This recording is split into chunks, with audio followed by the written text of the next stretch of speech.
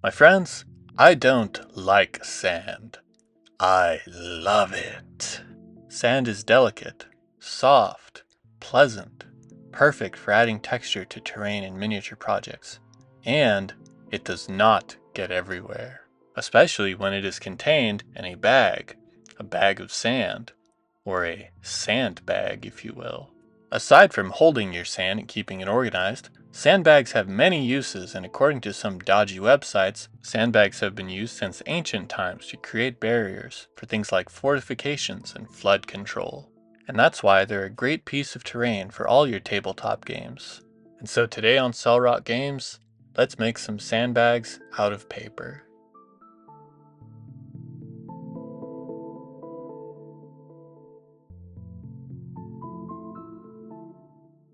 Controversially, in today's project we are not using any sand. Instead, we're using paper, because these aren't real sandbags, they're just miniature ones. So, this is a piece of paper from a grocery bag, just your standard brown paper. What I do is I coat it with glue and then roll it up into kind of like a little tube cylinder kind of shape. And this is what we're going to put inside of our sandbags. We're going to let it dry for a little bit, and once it's mostly dry, we can cut it into little pieces. I don't go for a hyper-realistic approach in any of my projects, and so these aren't really like a realistic scale, but they're each about an inch or so big, maybe a little bit more, maybe a little less. I'm not super precise.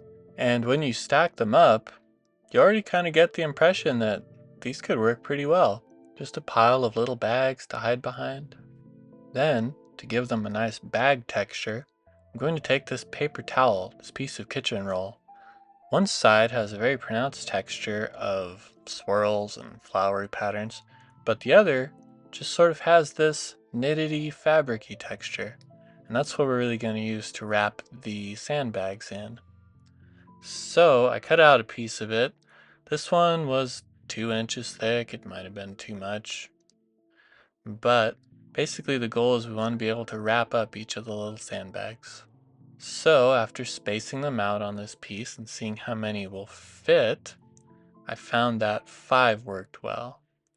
Then I took some just basic white glue, the same glue we used on the paper for the paper bag, tried to coat the paper towel, the kitchen roll, for the texture as best I could, laid them on it, and then wrapped them up. And that's really all there is to the build of this. Make a nice little core for your sandbag, and then wrap it in whatever material you can find that will give it a nice little bag texture. And so, after you let that dry for a little while, you can then cut them apart, and then you've got your little sandbags each. I found that pinching them on their ends helped give them an even better little look. And naturally, I don't just want 5 sandbags, I want a ton, so I made a ton.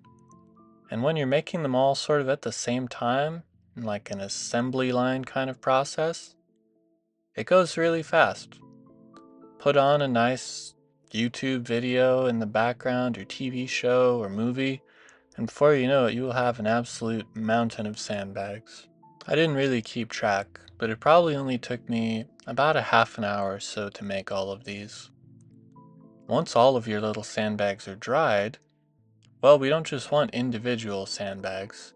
We want to have them in piles and shapes like fortifications, things for our little guys to hide behind.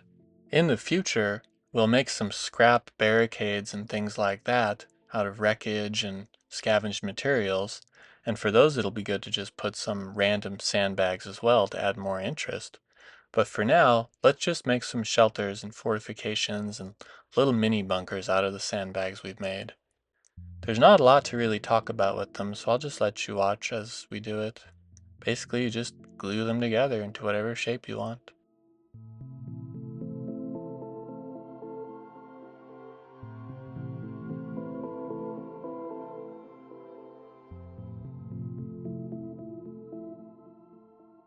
It's always fun and useful to have some little miniatures nearby when you're making terrain, to use it for sort of a height and scale. This orc being about the size of a human, you can see that it comes up to just almost over his head. But then if you were to place another bag or so, it might be full cover for an orc and only partial for some kind of taller super soldier. You can make your sandbag piles into basically any shape you want. I made 2 straight piles and 2 semicircles, and I realized while playing with them that you could make them interlocking if you're a little more careful with how you build them. It's time to give them a nice primer, sealer, base coat, strengthening layer with a mixture of black paint and glue that's been watered down a little bit so that it'll flow easier into everywhere we want it to go. And what we want to do is just coat the whole thing with it. You can hold on to part of it, paint all the rest of it, set it to let it dry, and then repeat the process. After it dries, I don't know, it's looking pretty good already, I think. A lot more like sandbags and a lot less like just little pieces of paper. And there's a lot of different elements of art and crafting. And for us, the 2 big ones here are shape and texture. The shapes that we made in our little building the bodies of the sandbags, they definitely give the impression of a big piled bag of sand all piled up as a nice barrier. And then the texture that we get from the paper bags, which is what we'll use this off-white dry brush for, or actually I think it was white paint, not off-white. That'll show really the sort of fabric-y texture that we really want. And so, all that's left for us now is to paint them. I don't really know how to paint Hessian or burlap or canvas, but we're going to give it a try. I started off by mixing a yellow and a brown and white together to make sort of a light yellowish brown, which I then watered down a lot and put that on as a first layer of color. This is new ground for me, and I think I second guessed myself, but looking over it now, that's really not that bad. I wasn't sure how it would turn out over the black and white dry brush for the base coat, but after it dried, it was pretty alright. But again, like I said, I sort of second guessed myself, so I mixed up an even thinner tan made of the brown and the white and painted that over it as well. This turned out pretty alright, I thought. I don't know. If anybody has any tips or experience in painting fabric like this, like canvas or burlap or Hessian, go ahead and let me know. Anyway, with this as the base color, then we took a very thin down brown paint, like a brown wash, and used that to fill in all the cracks and basically outline each of the sandbags. I wanted them to look like they aren't all fresh and new, but that they've been out in the elements for a while. And anyone can tell you that the elements, battlefields, anything like that, it's pretty muddy, pretty dirty.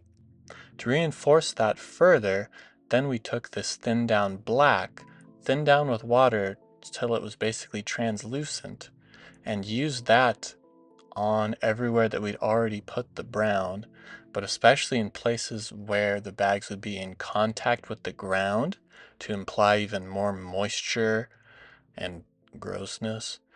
And then just in all the cracks, just to add even more emphasis. Anywhere you really want to emphasize with a bit of wetness, a bit of negligence, a bit of rotting, just to show the sort of grim circumstance in which these sandbags are needed. I would definitely try alternate ways of painting these until I felt really happy with something, maybe just like an off-white or a tan, and then sort of covering the whole thing with the brown wash, the very thin down brown, and then use the thin down black for emphasis. I don't know. I don't think I nailed the painting of it, but I'm happy with how the whole product turned out in the end, and that's what matters. And so here's the finished results. Not bad overall. They definitely look kind of dirty and dingy. The light tan that I used, that I thought was too light, definitely helps to give an impression of how they were before they had been put to use. I also found out that you can kind of stack them if you make them right, so that's a cool thing you can do too. I'm pretty happy with how these turned out, and I think they could be a great craft, a great project for anyone who wants to add sandbags to their terrain. They're a perfect fit for the one box of terrain idea I have going. Granted, my feet are really big, so my box is bigger, but you know, if your mom says you can have one shoebox of terrain, you're going to find the biggest footed guy you can. They also work really well with the first project we made for that. The concrete barrier is also made out of cardboard. A combination of the barriers and the sandbags looks pretty awesome. The new hotness in tabletop gaming and wargaming with little miniatures is things based around trenches. And a lot of the sandbags you see will be either 3D printed or made with clay or made with some kind of miniature sculpting putty. And I wanted to see if I could come up with something that's a little bit easier, a little bit more accessible. And so here it is.